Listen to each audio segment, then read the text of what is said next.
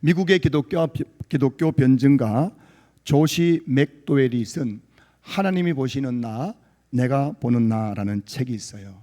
이 책은 나는 누구인가? 라는 질문으로 시작합니다. 여러분 한 번씩 질문해 보셨어요? 나는 도대체 누구인가? 한번 질문해 보셨습니까? 그런데 이 책에 보면은 이 저자가 이런 말을 해요. 오늘날 많은 사람들이 자존감의 문제로 고통을 당하고 있다라고 말합니다. 자존감, 너무 낮은 자존감, 열등감, 나에 대해서 너무 낮은 자존감 때문에 고통당하는 사람들이 너무나 많은데, 그 이유가 뭔가 했더니만은 사람들이 자기 자신을 하나님이 나를 어떻게 바라보시느냐가 아니라 사람들이 나를 어떻게 보느냐, 내가 나를 어떻게 보느냐, 그렇게 세상의 기준으로 나를 바라보기 때문에 너무 이 자존감의 문제 때문에 고통을 당하고 있다라고 지적하고 있습니다. 그래서 오늘날 많은 사람들의 마음속에 한 가지 거짓말이 자리 잡고 있다는 거예요. 여러분 중에도 이런 거짓말이 자리 잡고 있는 사람이 계신지 모르겠는데, 이런 거짓말입니다. 나는 가치 없는 사람이다. 나는 쓸모없는 사람이다. 나는 실패자다. 나는 사랑받을 자격이 없는 자다. 나는 남들보다 못하다. 이런 거짓말이 많은 사람들 마음속에 자리를 잡고 있다는 것입니다. 그런데 이런 왜곡된 자아상, 이 거짓말을 우리 마음속에 심어주는 존재가 뭐냐면은 바로 사탄 마귀라는 것입니다. 사탄의 가장 큰 전략이 뭐냐면은 우리 사람들의 마음속에 거짓된 정체성을 심어주는 거예요. 그 사탄은 매일매일 솟아인 거예요. 너는 쓰레기야. 너는 쓸모없는 존재야. 너 같은 것은 아무도 사랑하지 않아. 너는 살 가치가 없어. 그렇게 계속된 거짓말로 우리의 마음속에 거짓 정체성을 심어준다는 거예요. 그런데 이런 사탄의 거짓말에 쏘가 넘어가서 그것을 받아들여 버리게 되면은 너무너무 낮은 자존감과 열등감 때문에 고통을 당하는 삶을 살아갈 수밖에 없다는 것입니다. 그러면서 이 책에 보면은, 그렇다면 세상이 보는 나는가 아니라, 내가 보는 나가 아니라 하나님이 보는 나는 어떤 존재이냐에 대해서 말씀하고 있는데, 하나님이 보시는 나는 어떤 존재이냐 하면은 바로 하나님의 자녀, 그리스도의 피로 값주고 사신 존재, 용서받은 의인, 그리고 새로운 피조물, 성령이 거하시는 성전, 하나님의 기업을 이어받을 상속자라고 그렇게 하는 우리를 바라보신다는 겁니다. 여러분, 오늘 이곳에 계신 우리 성도들 중에도 아마 내가 보는 나, 옆에 있는 성도님이 보는 나로 나의 정체성을 판단하는 분이 계신가 하면은, 또 하나님이 보시는 나로 나의 존재 가치와 정체성을 또 바라보는 분도 계실 것입니다. 그런데 이 조시 맥도웰은 이 책에서 반복해서 한 가지를 강조합니다. 당신의 가치는 어떤 성취에 있는 것이 아니라 하나님께서 당신을 위해 치르신 대가, 예수 그리스도의 십자가로 결정된다는 것입니다.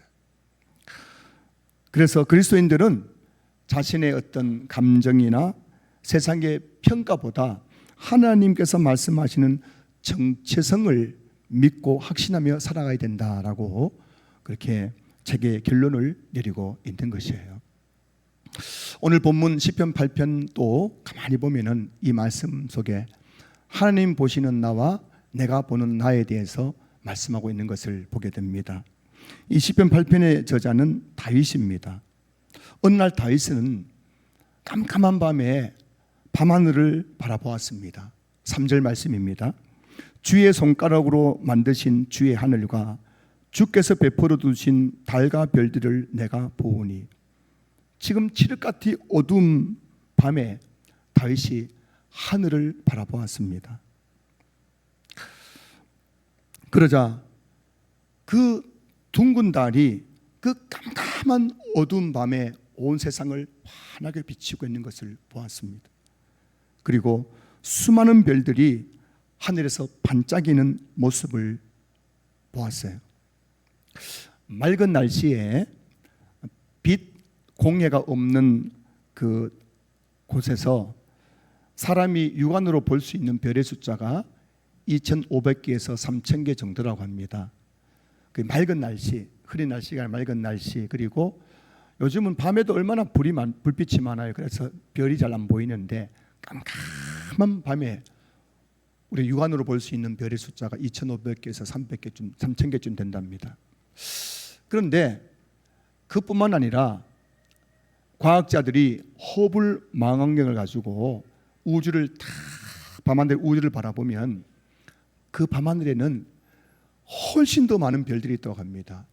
우리 지구가 속한 우리 은하에만 해도 1,000억 개에서 4,000개 정도의 별들이 있다고 합니다.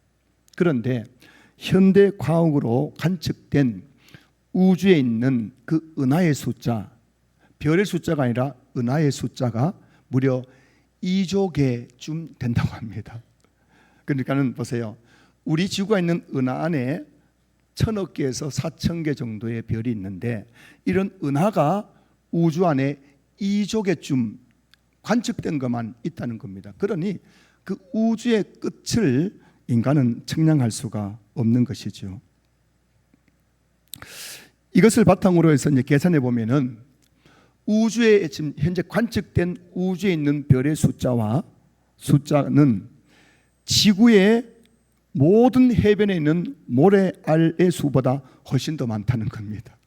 여러분 이게 좀 와닿습니까? 지구에 있는 모든 바닷가에 있는 모래가 있지 않습니까? 그 모래 숫자보다 우주에 있는 별의 숫자가 훨씬 더 많다는 겁니다. 그러니 여러분 가히 우주라는 그 공간을 측량할 수가 없어요. 그 우주에 있는 별의 숫자를 사람이 헤아릴 수가 없다는 것입니다. 한 번은 여름 휴가를 맞아 대관령에 간 적이 있습니다. 밤에 아내와 함께 산책을 하다가 밤하늘을 바라봤는데 대관령은 그래도 도심에서 벗어난 곳이고 해서 또 날씨도 굉장히 좋아가지고 그 여름에 하늘을 봤는데 별들이 얼마나 반짝이는지 옛날 어린 시절에 봤던 그 밤하늘의 별들을 다시 본 것 같아요. 수많은 별들이 반짝이는 그 모습을 보는 순간 누가 먼저랄 것도 없이 저와 아내는 함께 노래를 불렀습니다. 주 하나님 지으신 모든 세계 내 마음속에 그리워볼 때 이 찬송을 함께 불렀어요. 그런데 다윗도 그랬던 것 같아요. 다윗은 밤하늘의 그 반짝이는 별들을 보면서 그 장엄하고 아름다운 광경 앞에서 창조주 하나님을 찬양하지 않을 수 없었어요. 그래서 그는 이렇게 하나님을 찬양했습니다. 오늘 보면 1절 보시면은 여호와 우리 주여 주의 이름이 온 땅에 어찌 그리 아름다운지요 주의 영광이 하늘을 덮었나이다. 성도 여러분, 그 밤하늘에 반짝이는 별들을 보면서 다시 고백한 찬양은 여호와 우리 주여 주의 이름이 온 땅에 어찌 그리 아름다운지요. 다윗의 눈에는 마치 그 하늘에 있는 그 반짝이는 별들이 주의 영광이 온 하늘을 덮고 있는 것처럼 보였습니다. 종교개혁자 칼빈은 자연은 하나님의 영광을 비추는 거울이다라고 말했어요. 이 자연이란 것, 밤하늘의 별들, 달, 이 모든 것들은 하나님의 영광을 비추는 거울이다라고 칼빈이 이야기했는데 다윗은 그 밤하늘에 반짝이는 별들이 하나님의 영광을 비추는 것처럼 보였다는 것입니다. 자, 그런데요, 그 아름다운 별빛 아래 서 있는 자신의 모습을 바라보았습니다. 성도 여러분, 하나님이 지으신 그 우주의 광대함, 그 광활한 우주 속에 있는 그 수많은 별들이 반짝이는 그 모습을 보면서 그 아래 서 있는 자신의 모습을 보는 순간 다윗은 내 자신이 너무나 초라하게 보였습니다. 저 반짝이는 별들이 얼마나 아름답습니까? 그 별들의 아름다움에 비하면 내 모습이 얼마나 초라하고 너무나 보잘것없처럼 느껴졌습니다. 그 순간 다윗은 이렇게 고백합니다. 4절, 사람이 무엇이기에 주께서 그를 생각하시며 인자가 무엇이기에 주께서 그를 돌보시나이까. 여기서 사람을 가리키는 히브리어는 에노시입니다. 에노시. 이 에노시라는 뜻은 뭐냐면은 연약한 존재, 죽을 수밖에 없는 존재, 유한한 존재, 병들고 쇠약한 존재를 의미하는 단어예요. 이 에노시. 그리고 인자가 4절에 인자란 단어인데 이 인자란 단어를 가리키는 히브리어는 벤 아담입니다. 아담, 벤 아담, 아담의 아들, 흙으로 지음받은 존재, 흙으로 지음받아서 장차 죽어 티끌로 돌아갈 수밖에 없는 유한한 존재, 이게 벤 아담이라는 뜻이거든요. 다윗은 지금 하나님께서 창조하신 그 어마어마한 그 하늘과 그 별들을 바라보면서 그 앞에서 나는 에노시, 벤 아담, 너무너무 초라한 존재로 자신을 바라보고 있었다는 것입니다. 사랑하는 성도 여러분, 다윗이 바라보는 나는 누구입니까? 에노시입니다. 에노시. 연약하고 죽을 수밖에 없고 병들어 쇠약한 존재일 수밖에 없는 거예요. 그리고 벤 아담입니다. 흙으로 지음받아서 결국 70년 80년 살다가 죽어서 티끌로 돌아갈 수밖에 없는 아무것도 아닌 존재. 내가 보는 나는 이렇게 초라한 거죠. 한 번씩 거울을 봅니다. 여러분도 거울을 볼 때가 있을 것입니다. 거울에 비친 내 모습이 어떠하던가요? 치열한 생존 경쟁 속에 살아가는 우리 현대인들, 그 고층 빌딩이 질비한 도시 속의 한복판에서 수많은 사람들, 나보다 더 뛰어난 수많은 사람들 틈바구니 속에서 내 자신이 너무너무 먼지처럼 초라하게 느껴질 때가 한두 번이 아니지요. 내가 제일 불행하게 살아가는 것 같고, 내가 제일 못난 것 같고, 내가 나만 힘든 것 같고, 그렇게 내 자신을 바라보면서 하염없이 눈물 흘릴 때가 얼마나 많은지요. 그래서 하나님이 보시는 나, 내가 보는 나라는 책에서 언급한 것처럼 수많은 사람들이 자기 자신을 바라보면서 나는 가치 없는 사람이다, 나는 사랑받을 자격이 없다, 나는 실패자야, 나는 인간 쓰레기야, 나 같은 것은 살 가치가 없어, 그렇게 왜곡된 자아상을 가지고 고통당하며 살아가고 있다는 것입니다.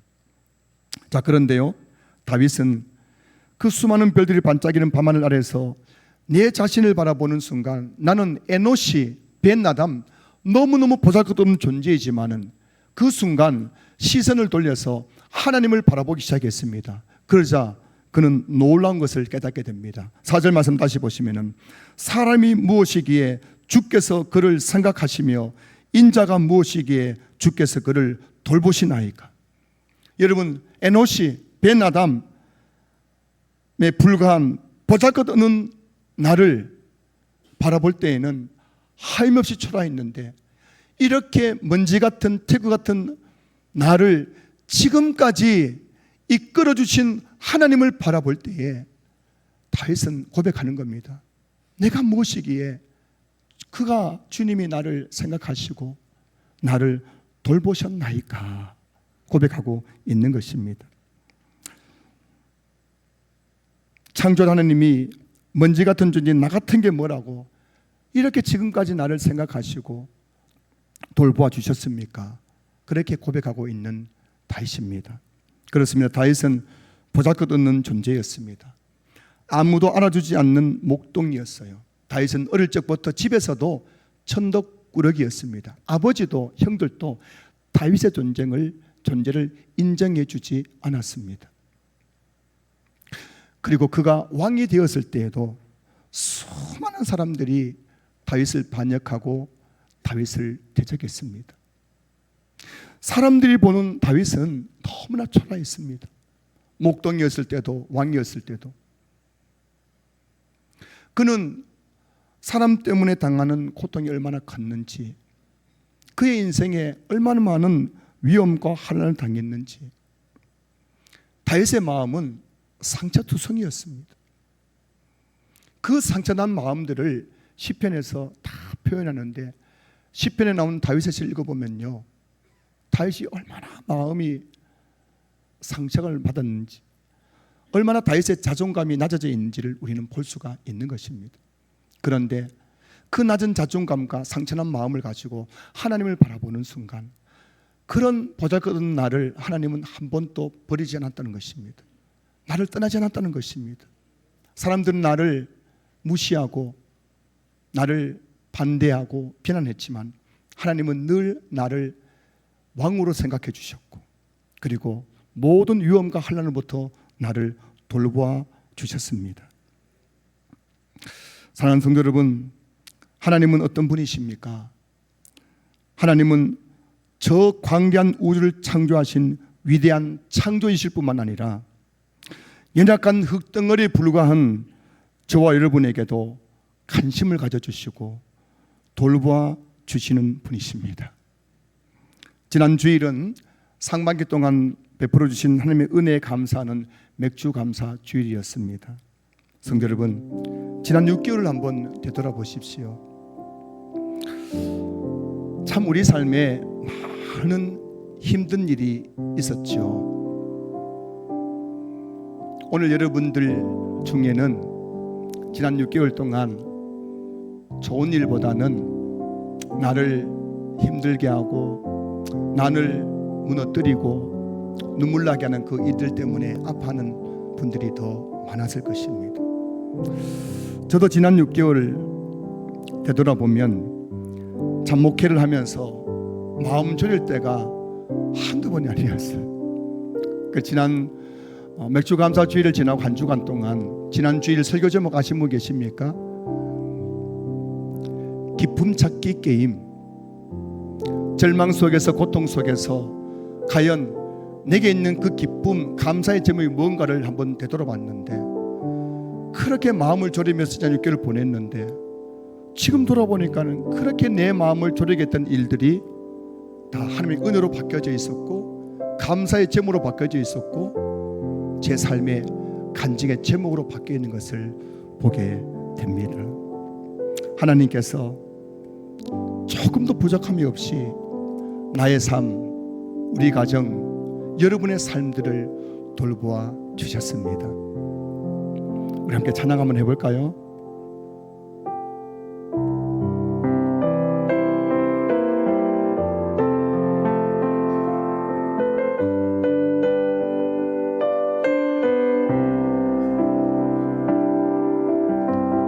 하나님 한 번도 나를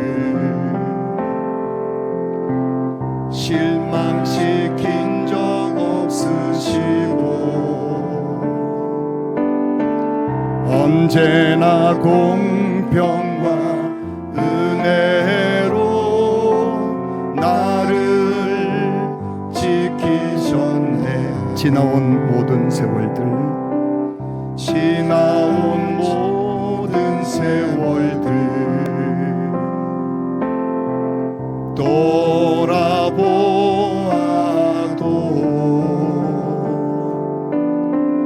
그 어느 것 하나 주의 손길 안 미친 것 전혀 없네. 오 신실하신 주, 오 신실하신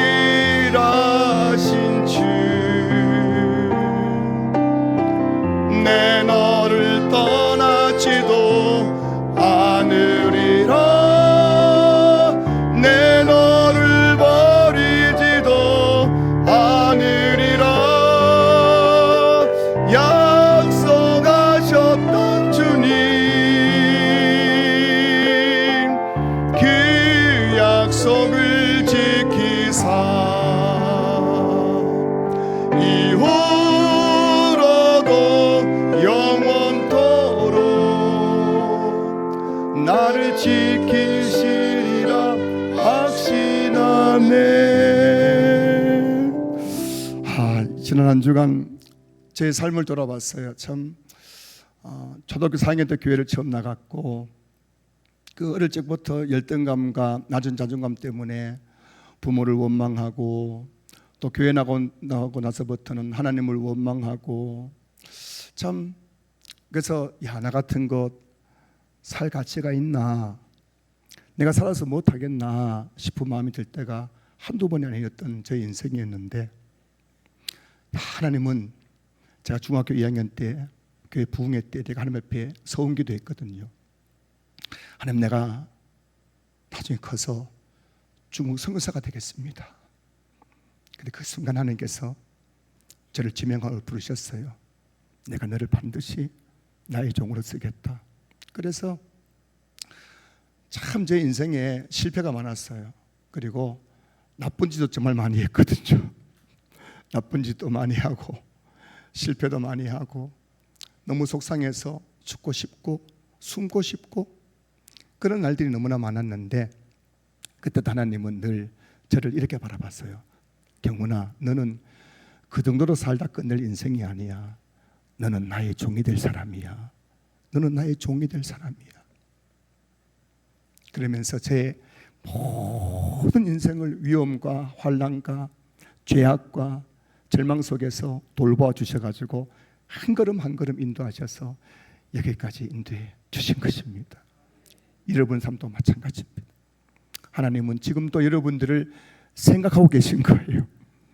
여러분 자신 바라보면은 나 같은 게 뭐라고 싶어도 하나님은 여러분들을 너는 내 딸이야, 내 아들이야 말씀하시면서 내가 너를 절대 버리지 않을 거야, 내가 너와 함께 할 거야, 그렇게 여러분들을 지금도 돌보고 계신 줄로 믿습니다.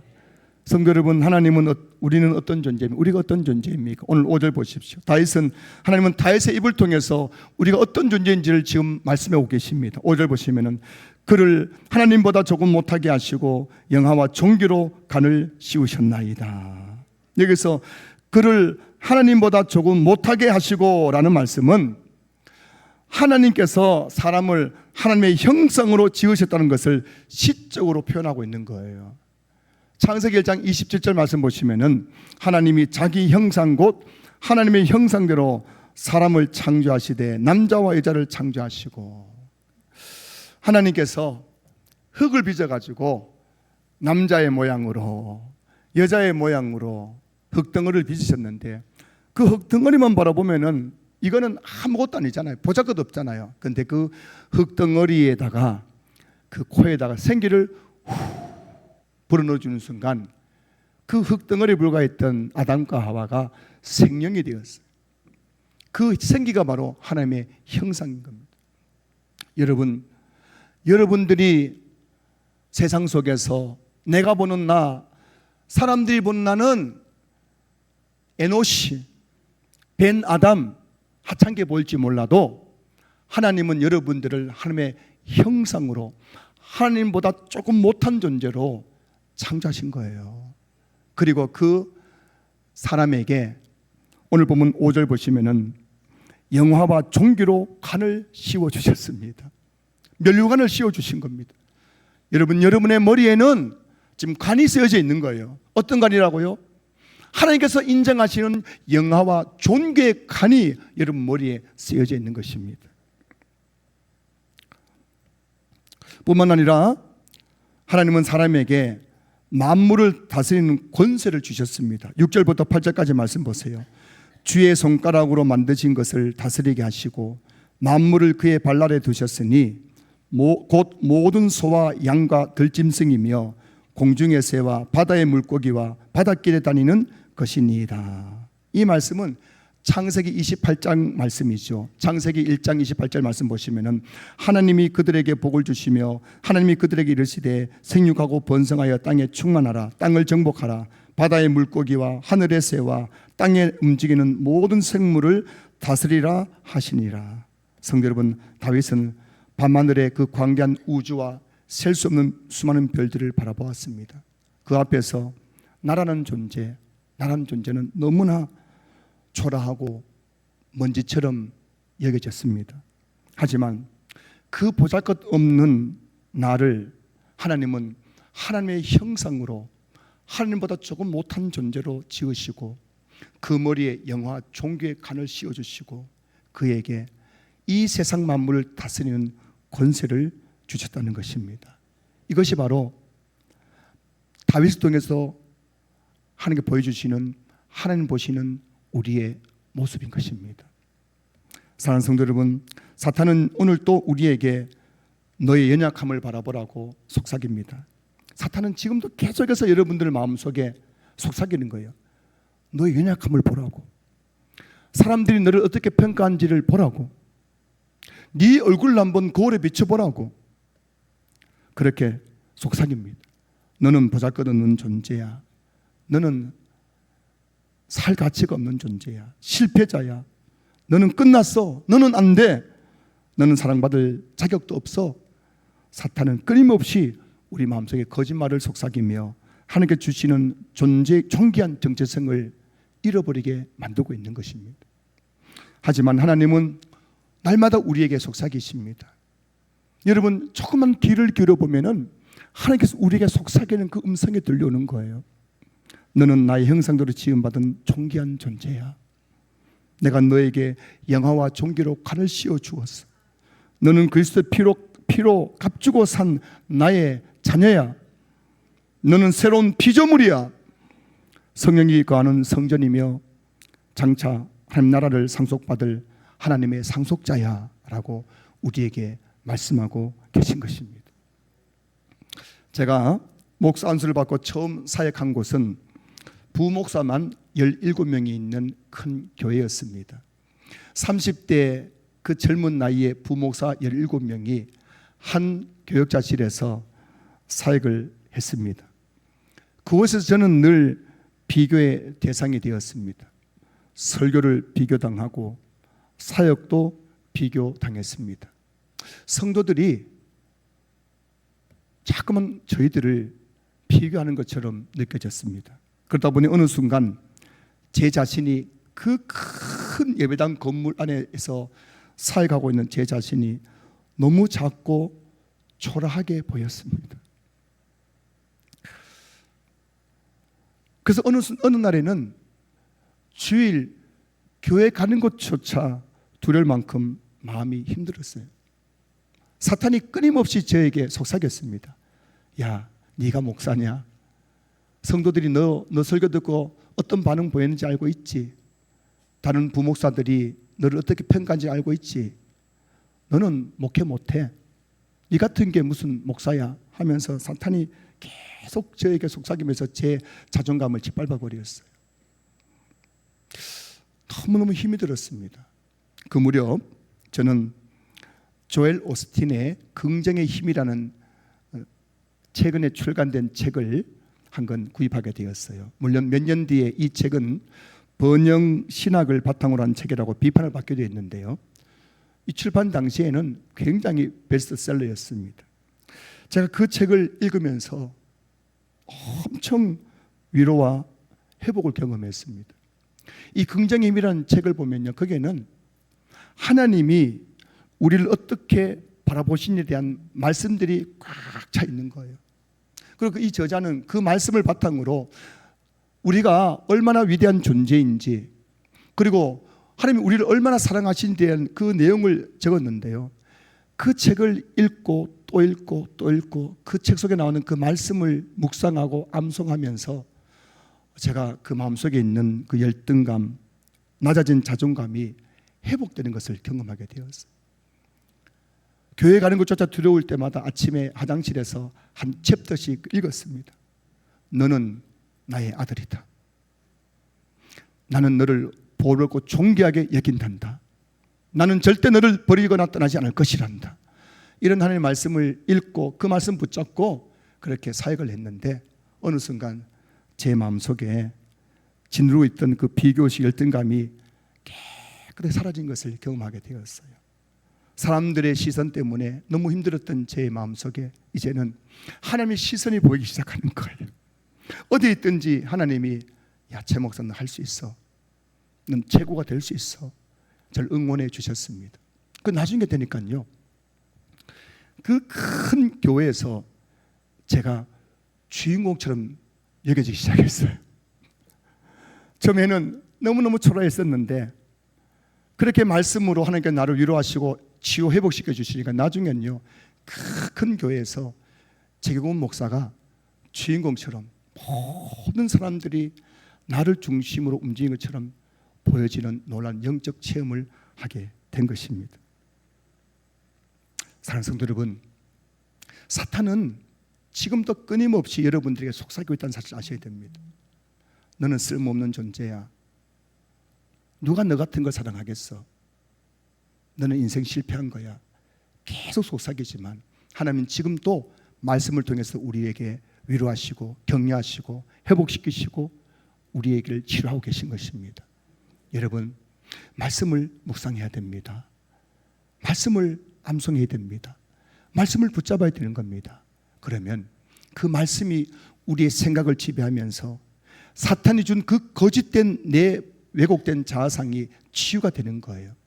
그 순간 내가 얼마나 하나님 앞에서 존귀한 존재인지를 깨닫게 될 것입니다. 말씀을 마무리하겠습니다.